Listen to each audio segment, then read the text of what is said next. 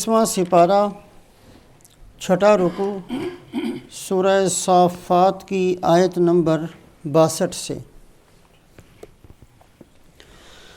اعوذ باللہ من الشیطان الرجیم، بسم اللہ الرحمن الرحیم۔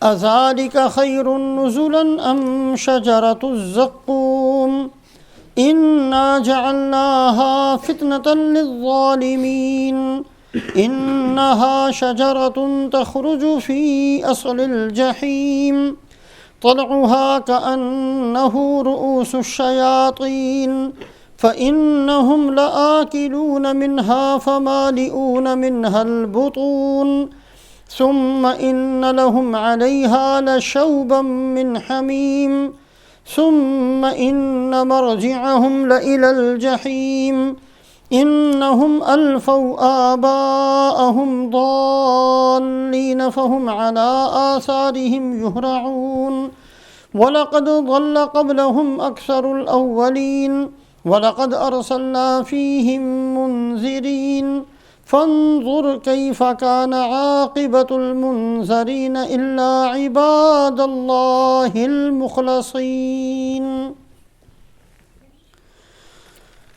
قرآن پاک میں اللہ رب العزت کا کسی بات کو سمجھانے کے لیے ایک بہترین قسم کا انداز ہے، اور کئی جگہ اللہ رب العزت نے اس کو اختیار فرمایا ہے، اور وہ انداز یہ ہے کہ اللہ پاک کسی مضمون کو بیان فرماتے ہیں اور اس کے بعد پھر بندوں سے پوچھتے ہیں کہ فیصلہ تم خود کرو، تم خود بتاؤ کہ اس کا نتیجہ کیا ہونا چاہیے۔ مثال کے طور پر ایک جگہ فرمایا ارباب متفرقون خیر ام اللہ الواحد القہار۔ لوگ جب بہت سے بتوں کو پوجنے والے تھے تو اللہ پوچھتے ہیں کہ یہ بتاؤ کہ بہت سے معبود ہوں، عزت دینے کا معبود الگ، کھانا دینے کا معبود الگ، صحت دینے کا معبود الگ، سفر میں کامیابی دینے کا معبود الگ، گھر کے اندر کامیابی دینے کا معبود الگ، ہر مسئلے کے لیے ایک الگ الگ معبود ہو، یہ صورت زیادہ بہتر ہے ام اللہ الواحد القہار، یا یہ صورت زیادہ مناسب ہے کہ ایک ہی اللہ کو مان لیا جائے جو اللہ بہت بڑے ہیں اور بہت غلبے والے ہیں، کسی سے مغلوب نہیں ہوتے، کسی کے محتاج نہیں ہیں، کوئی زبردستی ان کے اوپر نہیں کر سکتا، جب چاہیں جو چاہیں فیصلہ کر سکتے ہیں۔ ایسے طاقتور اور اکیلے معبود کو پوجنا یہ زیادہ بہتر صورت ہے، یا ایسے محتاج اور بالکل عجیب قسم کے معبود بہت سارے گھڑ کر پھر ان کی عبادت کرنا یہ زیادہ بہتر ہے۔ تو اللہ رب العزت کا انداز کسی مضمون کو سمجھانے کا دلائل بھی دیتے ہیں، اور کہیں کہیں اللہ پاک اس انداز کو بھی اختیار فرماتے ہیں کہ بندوں سے پوچھتے ہیں کہ بتاؤ اس میں سے کون سی صورت زیادہ بہتر ہے۔ تو ہر آدمی جس کے اندر ذرا سی بھی عقل ہوگی وہ اسی نتیجے پر پہنچے گا کہ ایک ہی اللہ کی عبادت کرنی چاہیے، جو اللہ بہت طاقت والے ہیں، بڑی قدرت والے ہیں، بہت جلال والے ہیں، بہت زیادہ صفات والے ہیں، اسی ایک اللہ کی عبادت کرنی چاہیے، نہ یہ کہ آدمی کبھی کسی کے دروازے پر اور کبھی کسی کی چوکھٹ پر سر جھکاتا رہے۔ اس سے کہیں زیادہ بہتر ہے کہ ایک معبود کی عبادت کی جائے۔ اسی طریقے سے ایک اور موقع پر اللہ پاک نے سوال کیا أَفَمَنْ وَعَدْنَاهُ وَعْدًا حَسَنًا فَهُوَ لَاقِيهِ كَمَنْ مَتَّعْنَاهُ مَتَاعَ الْحَيَاةِ الدُّنْيَا ثُمَّ هُوَ يَوْمَ الْقِيَامَةِ مِنَ الْمُحْضَرِينَ۔ اچھا یہ بتاؤ کہ ایک طرف وہ آدمی ہے جس کے ساتھ ہم نے بہترین قسم کے وعدے کر رکھے ہیں، اور وہ سارے کے سارے وعدے ہم نے پورے بھی کرنے ہیں، جنت کا وعدہ ہے، کامیابی کا وعدہ ہے، کبھی نہ ختم ہونے والی نعمتوں کا وعدہ ہے، بڑے بہترین باغات کا وعدہ ہے، بہت بہترین پھلوں کا وعدہ ہے، بہترین جگہ کا وعدہ ہے، بہترین بیویوں کا وعدہ ہے، بہت بڑے بڑے ہم نے وعدے کیے ہیں۔ فَهُوَ لَاقِيهِ، اور وہ سارے وعدے اس کو ملنے والے ہیں۔ ایک طرف تو یہ آدمی ہے، دوسری طرف وہ آدمی ہے جس کے لیے ہم نے بتا دیا ہے کہ ہم اس کو عنقریب پکڑیں گے اور اس کو جہنم میں ہم نے دھکیل دینا ہے۔ اب وقتی طور پر اس کے پاس بہت کچھ ہے، ہر آدمی خود بتائے اور ہر آدمی اس نتیجے پر پہنچے گا کہ وہ آدمی جو فی الحال تو تکلیف میں ہے لیکن اللہ کی طرف سے جس سے بہت سارے وعدے ہیں، یہ بندہ زیادہ بہتر ہے اور زیادہ کامیاب ہے۔ چاہے جائے کہ وہ آدمی جسے آج تو کھانے کو مل رہا ہے لیکن ان قریب ایک پھندا ہے جو اس کے گلے میں پڑنے والا ہے، ان قریب ایک مصیبت ہے جس کے اندر وہ پھنسنے والا ہے، ان قریب سانپ اور بچھو نے منہ کھولا ہوا ہے جو اس کو ڈسنے والے ہیں۔ ایک طرف یہ آدمی خواہ کتنے ہی بہترین کھانے کھا رہا ہو اور کتنے ہی اونچے مکان کے اندر رہ رہا ہو اور کتنے ہی بہترین اس نے کپڑے پہنے ہوئے ہوں، لیکن جس کے سامنے یہ بڑی بڑی مصیبتیں ہیں، اس سے کہیں یہ بہتر ہے جو فقر و فاقہ کے ساتھ تو ہے لیکن اللہ کی طرف سے بڑے وعدے ہیں۔ ایک جگہ اللہ رب العزت نے جہنم کو ذکر فرمایا، اِذَا رَأَتْهُم مِّن مَّكَانٍ بَعِيدٍ سَمِعُوا لَهَا تَغَيُّظًا وَزَفِيرًا وَإِذَا أُلْقُوا مِنْهَا مَكَانًا ضَيِّقًا مُقَرَّنِينَ دَعَوْا هُنَالِكَ ثُبُورًا۔ اللہ فرماتے ہیں میدان حشر کے اندر ساری انسانیت کو جب جمع کر لیا جائے گا تو پھر اللہ حکم فرمائیں گے کہ جاؤ جہنم کو لے کر آؤ۔ اب وہ فرشتے جہنم کو کھینچ کر لے کر آئیں گے۔ جہنم کسی مکان کا نام نہیں ہے بلکہ جاندار، جیسے کوئی جانور ہوتا ہے ویسے ایک جاندار چیز کا نام ہے جس کے اندر سے آوازیں ہوں گی جو بات کر رہی ہوگی۔ تو روایت کے اندر آتا ہے کہ 70,000 لگامیں ہونی ہیں جہنم کی، اور ہر لگام کو 70,000 فرشتوں نے پکڑا ہوگا اور کھینچ کر میدان حشر میں لے کر آئیں گے۔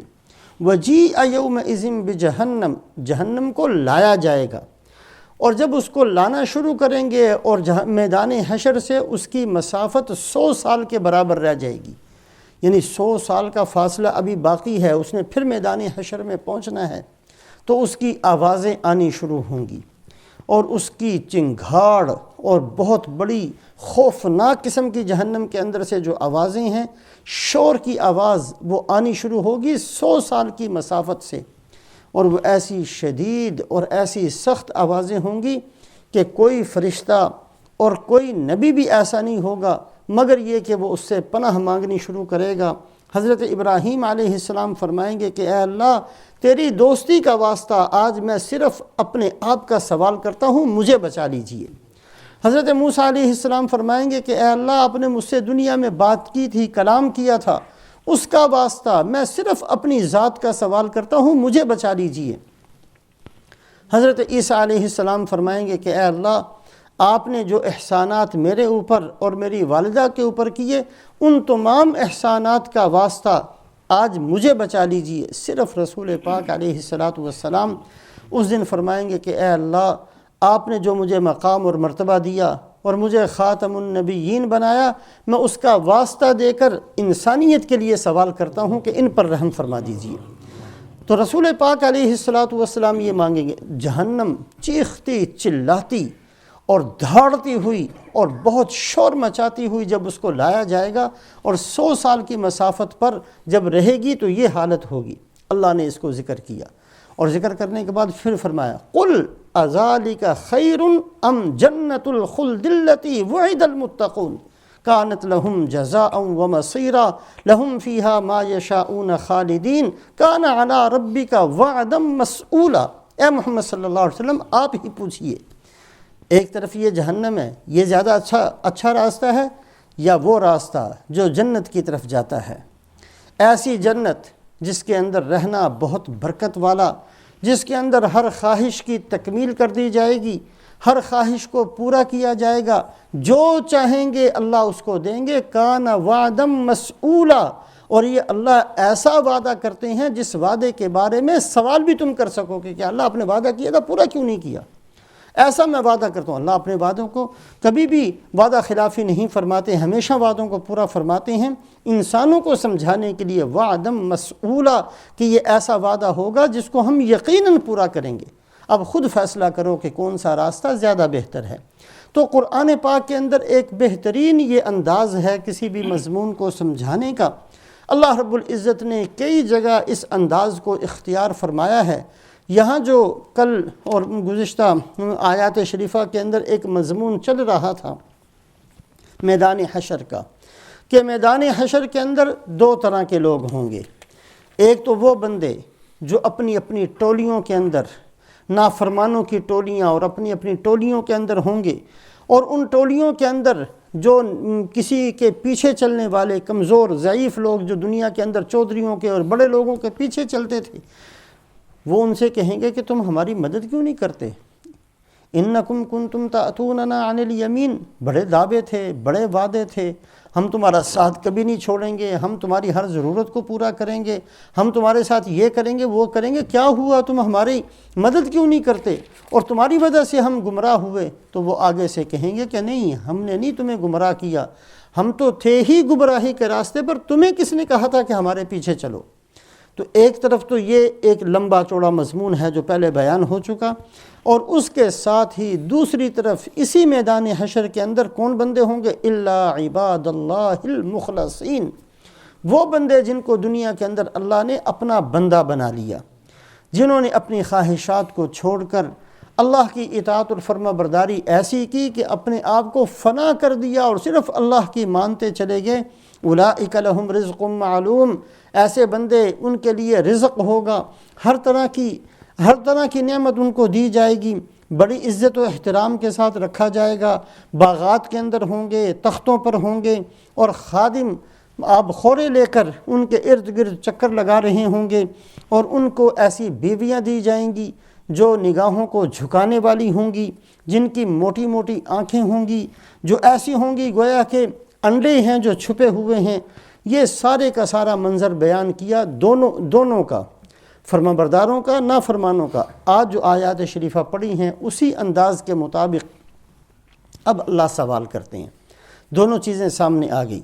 اذالک خیر نزلا ام شجرۃ الزقوم، خود بتاؤ بطور نزل کہتے ہیں اس مہمان کی اس مہمانی کو، جب اگر کوئی بندہ کسی کا مہمان بنے تو مہمان بنتے ہی فوری طور پر جو کچھ گھر میں ہوتا ہے وہ پیش کر دیا جاتا ہے، جی آپ بیٹھیں ہیں، پانی پونی پئیں، کھانے کا انتظام بعد میں کرتے ہیں۔ یہ جو فوری طور پر پیش کیا جاتا ہے اس کو نزل کہتے ہیں عربی زبان کے اندر، اور جو بعد میں اہتمام کے ساتھ پکا کر پھر اس کے سامنے پیش کیا جاتا ہے اس کو ضیافت کہتے ہیں کہ یہ ضیافت ہے۔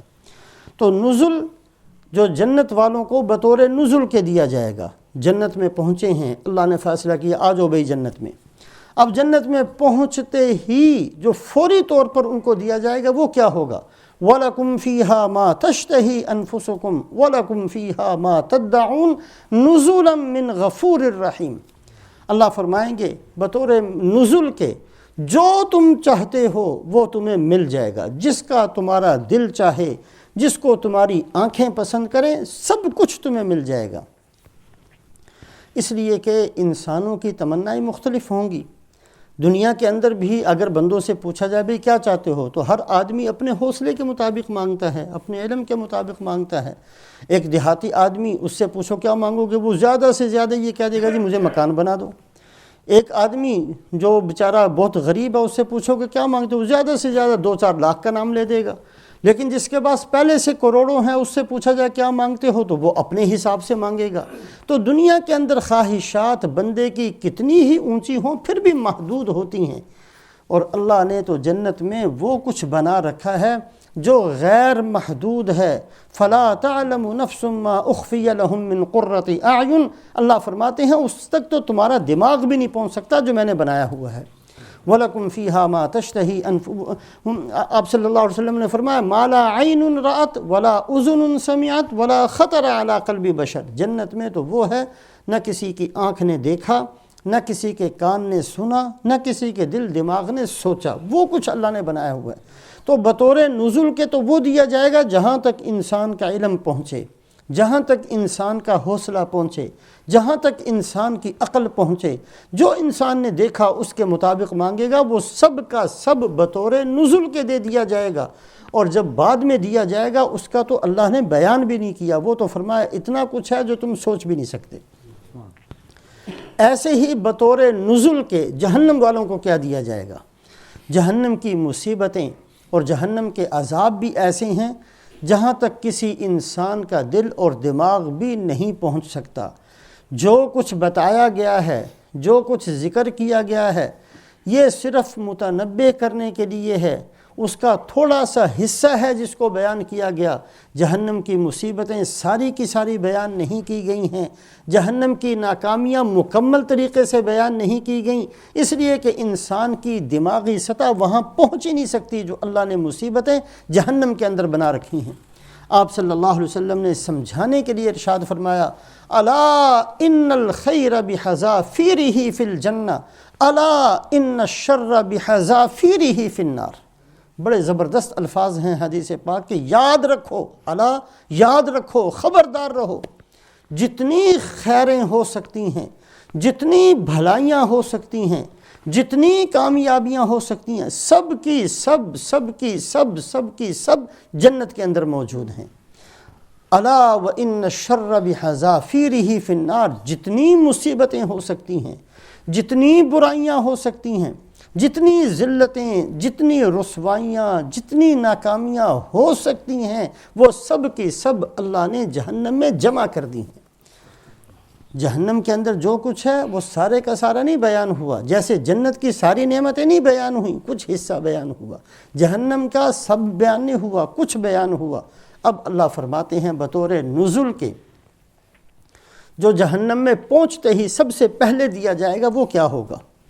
فرمایا وہ ہوگا اذالک خیر نزولا ام شجرۃ الزقوم۔ وہ ایک ایسا درخت ہے جس کا نام ہے زقوم، تھوڑ۔ چونکہ زمین کے اندر وہ پایا ہی نہیں جاتا، اس لیے اس کی مشابہت تو ہم دے سکتے ہیں، وہ زمین کے اندر وہ درخت موجود ہی نہیں ہے، اس لیے اس کی حقیقت بیان نہیں کی جا سکتی، لیکن اللہ فرماتے ہیں وہ ایک زقوم کا درخت ہے۔ زقوم قرآن پاک کے اندر 3 جگہ اللہ پاک نے اس درخت کا ذکر فرمایا، اس جگہ پر، سورہ دخان کے اندر اور سورہ واقعہ کے اندر۔ سورہ دخان کے اندر جو فرمایا، وہاں یہ فرمایا کہ اس درخت کے کھانے سے ہوگا کیا؟ ان شجرۃ الزقوم طعام الاسیم کالمہل یغلی فی البطون کغلی الحمیم۔ اللہ فرماتے ہیں یہ زقوم کا درخت، یہ گناہ گاروں کا کھانا ہے، اور یہ ایسا ہوگا جیسے پگھلا ہوا تیل ہوتا ہے، تیل، ابلتا ہوا تیل جس کے نیچے گند بیٹھ جائے، وہ تیل، اس طرح کا یہ ہوگا، اور جس پیٹ میں جائے گا اس پیٹ کے اندر جا کر ایسے کھولنا شروع کرے گا جیسے ہانڈی کھولتی ہے۔ پیٹ میں پہنچنے کے بعد جب پیٹ میں چلا جائے گا پھر وہ اس کے اندر ایسا ابال آئے گا کغلی الحمیم، جیسے گرم پانی کسی آگ کے اوپر رکھا ہو، دیگ کے اندر، دیگچے کے اندر ڈال کر جیسے وہ ابلتا ہے، ایسے یہ کھانا پیٹ کے اندر پہنچ کر کغلی الحمیم۔ اللہ سورہ دخان کے اندر اس کھانے کا نتیجہ کیا ہوگا اس کو بیان فرماتے، ان شجرۃ الزقوم طعام الاسیم کالمہل یغلی فی البطون کغلی الحمیم۔ بہت سخت قسم کا کھولتا ہوا پانی جیسے ابلتا ہے ویسے وہ پیٹ میں جا کر ابلے گا۔ سورہ واقعہ کے اندر بھی اللہ پاک نے اسی درخت کو ذکر فرمایا۔ وہاں کیسے ذکر فرمایا؟ کلا ثم انکم ایھا الضالون المکذبون لآکلون من شجر من زقوم فمالئون منها البطون فشاربون علیہ من الحمیم فشاربون شرب الہیم ھذا نزلہم یوم الدین۔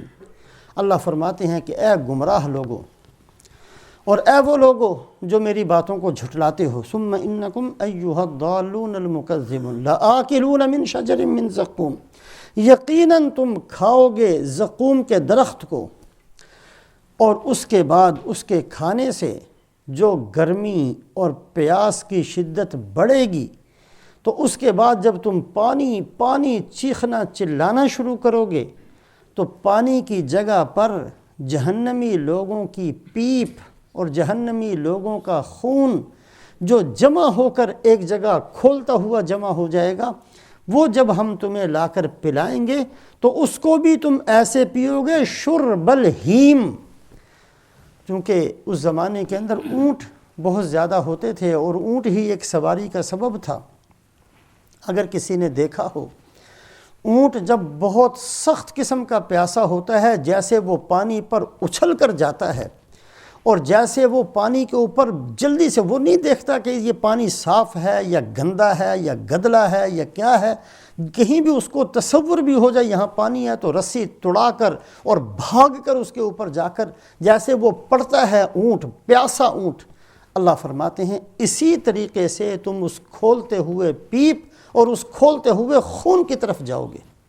ثم انکم ایھا الضالون المکذبون لآکلون من شجر من زقوم فمالئون منها البطون، اپنے پیٹوں کو بھرو گے، فشاربون علیہ من الحمیم فشاربون شرب الہیم، فشاربون شرب الہیم، ایسے پیو گے جیسے بہت پیاسا اونٹ کسی پانی کی طرف لپکتا ہے اور کیسے جا کر اس کے اوپر چڑھ جاتا ہے پانی پر، ایسے تمہاری حالت ہوگی۔ یہ نہیں دیکھو گے کہ یہ کیا ہے، یہ نہیں دیکھو گے کہ اس میں گند ہے یا بدبو ہے، یہ کیا چیز ہے اور کتنا کھولتا ہوا ہے، یہ چیزیں نہیں دیکھو گے، بلکہ ایسے اس کی طرف بھاگو گے۔ سورہ واقعہ کے اندر اللہ پاک نے زقوم کے درخت کو اس طریقے سے ذکر فرمایا، یہاں بھی اللہ پاک نے اسی درخت کا ذکر فرمایا ہے اور سوال کیا، خود ہی فیصلہ کرو۔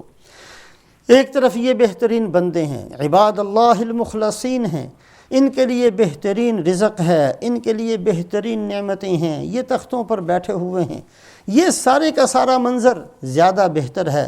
اذالک خیر نزلا ام شجرۃ الزقوم، بطور نزل کے، بطور مہمانی کے جو سب سے پہلے دیا جائے گا جہنم والوں کو، یہ زقوم کا درخت ہے۔ انا جعلناہا فتنۃ للظالمین، ہم نے اس کو بنایا ہے سزا ظالم لوگوں کے لیے۔ فتنہ یہ بڑا وسیع قسم کا لفظ ہے، قرآن پاک میں کئی جگہ اس کو اللہ پاک نے ذکر فرمایا ہے۔ فتنے کے بہت سارے معنی آتے ہیں، ایک معنی اس کا آزمائش کا بھی ہے۔ الف لام میم احسب الناس ان یترکوا ان یقولوا آمنا وهم لا یفتنون، ایمان والے یہ نہ سمجھیں کہ ہم نے زبان سے کہہ دیا ہم ایمان والے ہیں اور ان کو آزمایا نہیں جائے گا۔ یہاں فتنے کا معنی آزمانا۔ انما اموالکم و اولادکم فتنہ، تمہارے مال تمہاری اولادیں فتنہ ہیں۔ کیا مطلب؟ اللہ آزماتے ہیں، دیکھتے ہیں کہاں ان کو خرچ کرتے ہو، کیسا ان کی تربیت کا اہتمام کرتے ہو، کیسا ان کو اپنے لیے ذخیرہ آخرت بناتے ہو، اپنی اولاد اور اپنے مال کی وجہ سے کتنی آخرت کی کامیابیوں کو حاصل کرتے ہو۔ اللہ نے آزمائش کے لیے تمہیں یہ دیا، انما اموالکم و اولادکم فتنہ۔ اسی طرح یہ فتنے کا معنی سزا بھی ہوتا ہے۔ ذوقوا فتنتکم ھذا الذی کنتم بہ تستعجلون، سورہ زاریات کے اندر اللہ نے فرمایا کہ قیامت والے دن کہا جائے گا اپنی اس سزا کو بھگتو، تمہیں بڑی جلد بازی تھی، کب آئے گی جہنم، کب آئے گی سزا، کب آئے گا، تم بڑا بار بار کہا کرتے تھے اس کو چکھو، اس کو بھگتو۔ تو سزا کے لیے بھی استعمال ہوتا ہے، آزمائش کے لیے بھی۔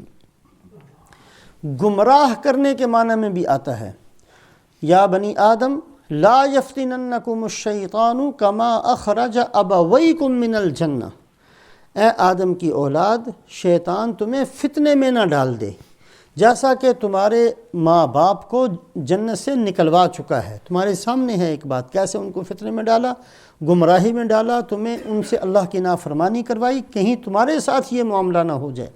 تو فتنے کا معنی سزا بھی ہے، فتنے کا معنی آزمائش بھی ہے، فتنے کا معنی گمراہی بھی ہے، تینوں معنی کے اندر یہ استعمال ہوتا ہے۔ یہاں اللہ پاک جو فرماتے ہیں انا جعلناہا فتنۃ للظالمین، اس زقوم کے درخت کو ہم نے سزا بنایا ہے ظالم لوگوں کے لیے۔ انہا شجرۃ تخرج فی اصل الجحیم، یہ ایک ایسا درخت ہے جس کی جڑ جہنم کی بنیاد میں ہے، جہنم کے سب سے نیچے، فی اصل الجحیم، جہاں سے جہنم شروع ہوتی ہے وہاں اس کو اللہ پاک نے پیدا فرمایا ہے، وہاں اس کی جڑ ہے، وہاں سے یہ اگا ہے، اور اس کے بعد اس کی شاخیں ہر جہنمی کی جہنم تک پہنچتی ہیں۔ اس کا پھل بھی، اس کی شاخیں، اس کے پتے پھر ایسے پھیلے ہیں، اس کی بنیاد نیچے ہیں اور یہ پھیلتا پھیلتا ہر ایک جہنمی کے پاس اس درخت کو پہنچ جانا ہے۔ انہا شجرۃ تخرج فی اصل الجحیم طلعها كأنه رؤوس الشیاطین، اس کے جو خوشے ہیں، اس کا جو پھل ہے وہ ایسا ہے گویا کہ شیطان کے سر ہوں۔ دنیا کے اندر اگر کسی کو حسن کے اندر مشابہت دینا ہو تو آدمی کیا دیتا ہے جی فلاں تو فرشتہ ہے، حالانکہ فرشتوں کو دیکھا نہیں ہے، یا جیسے دنیا میں ہم کہہ دیتے ہیں جی فلاں تو بالکل پری کی طرح ہے، حالانکہ کسی نے پری کو دیکھا نہیں ہے، لیکن ایک تصور ہے دماغ کے اندر کہ پری بہت خوبصورت ایک مخلوق ہوتی ہے، ایسے ہی فرشتہ بہت خوبصورت ہوتا ہے۔ حضرت یوسف علیہ السلام کے قصے کے اندر جب ملامت کرنے والی عورتیں اکٹھی ہو گئیں اور زلیخا نے ان کو اکٹھا کیا اور حضرت یوسف علیہ السلام کو فرمایا کہ ان کے اندر سے آپ نکل کر چلے جائیں، اور وہاں سے یوسف علیہ السلام گزرے ہیں تو انہوں نے کہا کہ ان ھذا الا ملک کریم، یہ تو انسان ہی نہیں، یہ تو کوئی فرشتہ ہے، حالانکہ فرشتوں کو دیکھا نہیں تھا، صرف ان کے حسن کو دیکھ کر ایسی مبہوت ہو گئی کہ ان کے حسن کو مشابہت دی فرشتے کے ساتھ۔ ایسے ہی کسی کو بدصورتی میں اور بہت ناگوار صورت کسی کی بیان کرنی ہو تو کہہ دیتے ہیں چڑیل یا بھوت، فلاں آدمی بھوت کی طرح ہے، یہ چڑیل کی طرح، حالانکہ بھوت اور چڑیل کسی نے دیکھے نہیں ہوئے، لیکن عام طور پر یہ مشہور ہے کہ بھوت اور چڑیل بہت کوئی بدصورت قسم کی ایک مخلوق ہے۔ اسی کے مناسبت سے اللہ پاک نے یہاں ذکر فرمایا کأنہ رؤوس الشیاطین، اس کے پھل بھی اتنے بدصورت ہیں، اس کا خوشہ جو ہے وہ بھی اتنا بدصورت ہے کہ دیکھنے کو بھی دل نہ چاہتا ہو، بھوت کی طرح، شیطان کے سر کی طرح۔ فإنہم لآکلون منہا فمالئون منہا البطون، یہ جہنم والے اس میں سے کھائیں گے اور اسی سے اپنے پیٹوں کو بھریں گے۔ ثم ان لہم علیہا لشوبا من حمیم، اور اس کے بعد جب ان کی پیاس کی شدت بہت بڑھ جائے گی تو ان کو اس کے بعد جلتا ہوا، اتنا گرم جو جلنے والا ہو، جلتا ہوا خون اور پیپ وہ اس کے اوپر ان کو ڈالا جائے گا اور وہ پلایا جائے گا۔ ثم ان مرجعہم لإلی الجحیم، یہ تو بطور نزل کے ان کو دیا گیا، ابھی جہنم میں انہوں نے جانا ہے، جانے سے پہلے جو تھوڑی سی سزا، بہت معمولی سی سزا ان کو دی گئی ہے، جیسے جنت والوں کو معمولی نعمت یہ ہے کہ ان کی ہر خواہش پوری کی جائے گی، ایسے جہنم والوں کی جو سب سے پہلی بطور نزل کے جو سزا ہے وہ یہ زقوم کا درخت ہے اور خون اور پیپ جو کھولتا ہوا ہے یہ ہے۔ ثم ان مرجعہم لإلی الجحیم، پھر اللہ فرمائیں گے اب ان کو لے جاؤ جہنم کے اندر، اور پھر جہنم میں کیا ہے اس کو بیان نہیں کیا گیا، جہنم میں کیا ہے اس کا کچھ حصہ ذکر کیا گیا، اس کی مصیبتیں تھوڑی سی بیان کی گئیں، اس کی ناکامیاں تھوڑی سی بیان کی گئیں، اس کی ذلت اور رسوائی بہت تھوڑی بیان کی گئی۔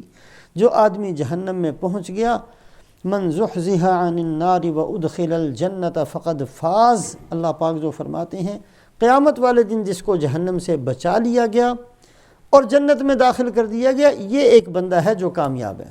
صرف کامیابی اسی کو ملی جو جہنم سے بچ گیا۔ جو جہنم میں پہنچ گیا وہ دنیا کا بادشاہ تھا، وہ دنیا کا سب سے بڑا مالدار تھا، وہ دنیا کا بحیثیت آدمی، جو کچھ بھی تھا، کیا فائدہ ہوا اس کا؟ جو جہنم میں پہنچ گیا وہ گیا، وہ کامیاب نہیں ہے۔ ثم ان مرجعہم لإلی الجحیم، پھر اللہ فرماتے ہیں کہ ان سب کا ٹھکانہ سیدھا جہنم کی طرف ہے۔ انہم الفوا آباءہم ضالین فہم علی آثارہم یہرعون، اللہ پاک فرماتے ہیں کہ یہ سارے کے سارے لوگ ایسے ہیں جو اپنے گمراہ ماں باپ کے پیچھے چلتے ہیں بلکہ دوڑتے ہیں، انہوں نے بپایا اپنے آباء و اجداد کو گمراہ، فہم علی آثارہم یہرعون، یہ بالکل ان کے نقش قدم پر دوڑتے ہوئے چلے جا رہے ہیں۔ انسان گمراہ کیوں ہوتا ہے؟ حالانکہ بہت سے موقع ہر بندے کو دنیا کے اندر ملتے ہیں، اگر وہ سوچنا چاہے تو سیدھے راستے پر آ سکتا ہے۔ بہت سارے مواقع ایسے ہر بندے کو میسر ہوتے ہیں، اگر وہ تھوڑا سا غور کرے تو وہ گمراہی سے بچ سکتا ہے۔ آخر انسان گمراہ کیوں ہوئے؟ ساری دنیا اس بات کو مانتی ہے کہ اچھی بات قبول کر لینی چاہیے، ہر بندہ، ہر عقل مند اس بات کو تسلیم کرتا ہے، اچھی بات مان لینی چاہیے، اور یہ بھی مانتے ہیں کہ سب سے اچھی بات نبیوں کی ہے، پھر کیوں نہیں مانی؟ کروڑوں انسان ہیں پھر بھی نہیں مانتے، آج بھی موجود ہیں۔ ہم اپنے اندر غور کر کے دیکھیں، جب پوچھا جائے گا تو ہر آدمی اتفاق کرے گا کہ ہاں جی اچھی بات، بہتر بات تسلیم کرنی چاہیے، بالکل اس کو قبول کر لینا چاہیے۔ اور یہ بات بھی مانتے ہیں کہ نبی سے اچھی بات کسی کی نہیں، لیکن جب ماننے کی باری آتی ہے تو پھر ہم ماننے کے لیے تیار نہیں۔ ہر آدمی اس بات پر متفق ہے کہ بہتر بات، اچھی بات دیوار پر بھی لکھی ہو تو قبول کر لو۔ انبیاء علیہم السلام کی باتیں ہم قبول کرنے کے لیے تیار نہیں۔ ہر آدمی اس بات کو مانتا ہے کہ جو محسن ہو، کسی پر احسان کرنے والا ہو، اس کے احسان کا بدلہ دینا چاہیے اور اس کو اپنا محسن سمجھ کر اس کی بات ماننی چاہیے۔ ہر آدمی اس بات کو مانتا ہے، اور یہ بھی مانتے ہیں کہ نبی سے بڑا محسن کوئی نہیں۔ وہ نبی جو انسانوں کے لیے ساری رات روتے رہے، کبھی کسی سے کچھ مانگا نہیں، کسی سے کچھ لیا نہیں، جیسے اپنی زندگی گزاری، لیکن انسانوں کے لیے دعائیں کرتے ہوئے اور محنت کرتے ہوئے، جن کی زندگی سب سے بڑے محسن وہ۔ ہم مانتے ہیں کہ اپنے محسن کی بات کو ماننا چاہیے، لیکن جب نبی کی بات آتی ہے تو ہم ماننے کے لیے تیار نہیں ہوتے۔ تو یہ بہت ساری چیزیں جو ہم تسلیم کرنے کے باوجود قبول نہیں کرتے، گمراہ کیوں ہوتے ہیں؟ تو اس کا اللہ کے نیک بندوں نے 4 باتیں لکھی ہیں کہ 4 اسباب ہوتے ہیں جس کی وجہ سے بندہ سمجھنے کے باوجود، موقع ملتے ہیں اس کو بہت سے مواقع میسر آتے ہیں کہ وہ سیدھے راستے پر چل سکے، لیکن نہیں چلتا۔ گمراہی پر مصر کیوں رہتا ہے؟ کیوں اپنا ستیہ ناش کرتا ہے؟ کیوں اپنی آخرت کو برباد کرتا ہے؟ جانتے ہوئے بھی کیوں غلط راستوں پر چلتا ہے؟ تو 4 اسباب ہیں، 4 میں سے کوئی ایک چیز سبب بنتی ہے۔ پہلی چیز، یا تو یہ چیز سبب بنتی ہے کہ انسان یہ سوچتا ہے کہ راستہ تو ٹھیک ہے، لیکن اگر میں اس راستے پر چلا تو فقر و فاقہ مجھے پیش آ جائے گا۔ جو میں نے ایک اپنی حیثیت بنائی ہوئی ہے اور جو میں نے اپنے آپ کو ایک راستے پر لگایا ہوا ہے، سارے کا سارا مجھ سے چھوٹ جانا ہے۔ رسول پاک علیہ السلام نے حضرت دحیہ کلبی رضی اللہ تعالیٰ عنہ کو خط دیا اور ہرقل کے پاس بھیجا۔ ہرقل روم کا بادشاہ، خط پڑھا۔ خط پڑھنے کے بعد فرمایا کہ کوئی ہے جو اس کا عربی زبان میں مجھے سمجھا دے۔ عربی زبان والے بھی تھے، سمجھایا گیا، اور آخر میں اس نے یہ کہا کہ میرا دل چاہتا ہے کہ خط لکھنے والے یعنی حضرت محمد صلی اللہ علیہ وسلم کے پاؤں دھو کر میں پیتا۔ اتنا عزت، اتنا احترام، سر کے اوپر اپنے اس خط کو لکھا اور بڑی عزت و احترام کی حضرت دحیہ کلبی رضی اللہ تعالیٰ عنہ کی بھی۔